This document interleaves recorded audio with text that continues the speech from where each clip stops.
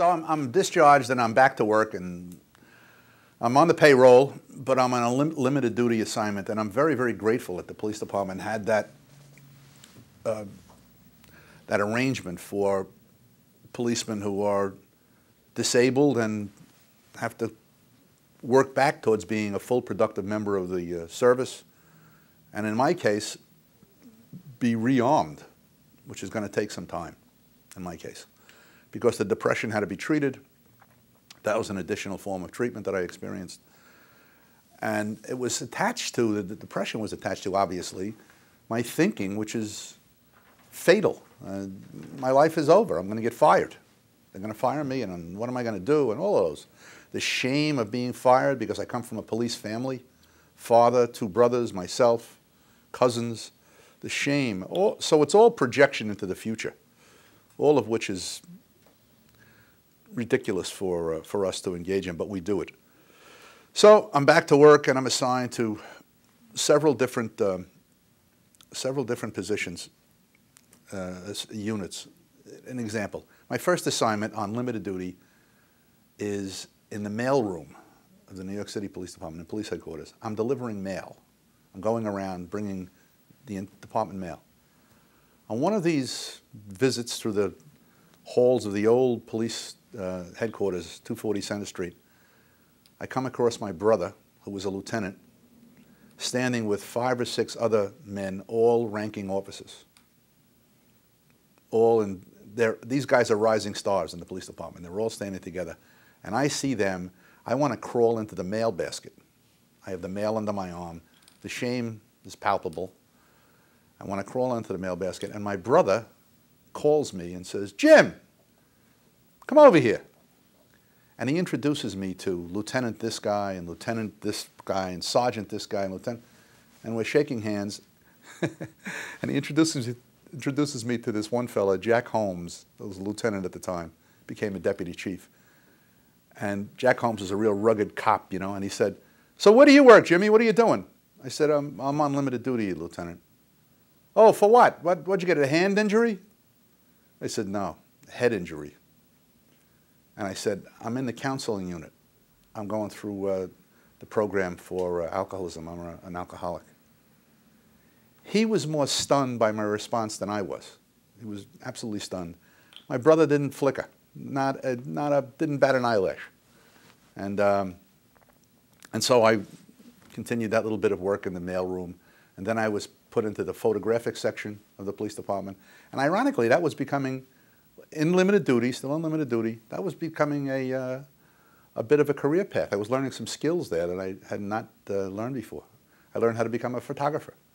I was sent up in helicopters taking pictures of crime scenes. So little by little, it was a slow process. My recovery was a slow process. That was the world of work, but attached to it, and a major portion of my world of work, and it was a great thing in the police department, was to have this counseling service there that I had to report to once a week now. It used to be every day for a while. I was on sick report. Then I went back to work on a limited capacity basis, and then I reported to the counseling unit once a week. And in addition, I had to go to support groups on the outside and document the fact that I was attending these support groups. So the rehabilitation process was slow, was progressive, just as alcoholism is. In my case, alcoholism was pretty quick, but it was progressive. So I kept doing that, and then little by little, one of the things that would happen to me in the PD was I would get a call from the counseling unit as I was moving along to help other police officers. They would ask me if I would take another one to a support meeting or whatever the case may be. So I was getting into that position of helping other cops. Ironically, was going to, at some point in time in the future, was going to turn around into my professional career. In addition to developing in recovery, and my family was intact, my wife and I were still married. She finally had a baby, and we had another baby, so our family is growing. I'm in early recovery. I decided to go back to school. And in the process, I was able to get an undergraduate degree. John Jay College of Criminal Justice and I think New York Tech. So I was going to school. So there was a development in the process of rehabilitation holistically in my life. I never had much contact with anything of a spiritual nature at all, but the support program I was attending had a spiritual foundation to it. So I began little by little to get involved in seeking a relationship with a power greater than myself, as they called it. And so I did that, and I followed suggestions along those lines, and I think I grew spiritually in terms of a prayer life and meditation and things like that. I was attracted to other people, which I think is also a spiritual experience. I was attracted to people that seemed to have what I want. So that was a very positive thing. And the people that had what I wanted had good, solid recovery. So I was attracted to them. And little by little, I grew in my recovery. Now, I mentioned earlier that I had passed the sergeant's exam. In 1971, my name came up for the list to be promoted to sergeant. I was not back to full duty at that point, so I was passed over.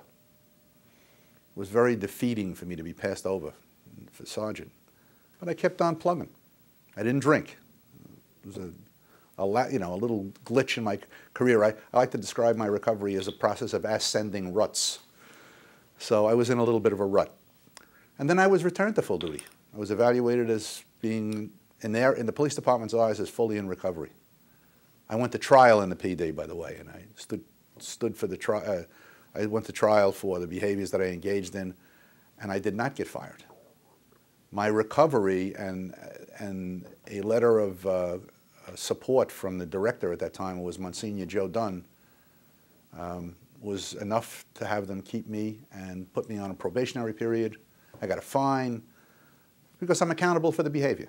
And I think the department understood at that point that I was not responsible because it's an illness, but I'm accountable. So that I had to pay for the consequences. And I did. I paid a fine. And then eventually was restored to full duty after 2.5 years. I was given my firearms back. Ironically, people like to think that cops have this sort of like a masculine attraction to the firearm, that it represents some part of their anatomy, My first year in early recovery, my wife bought me a water pistol. first the Christmas after detox, she bought me a water pistol.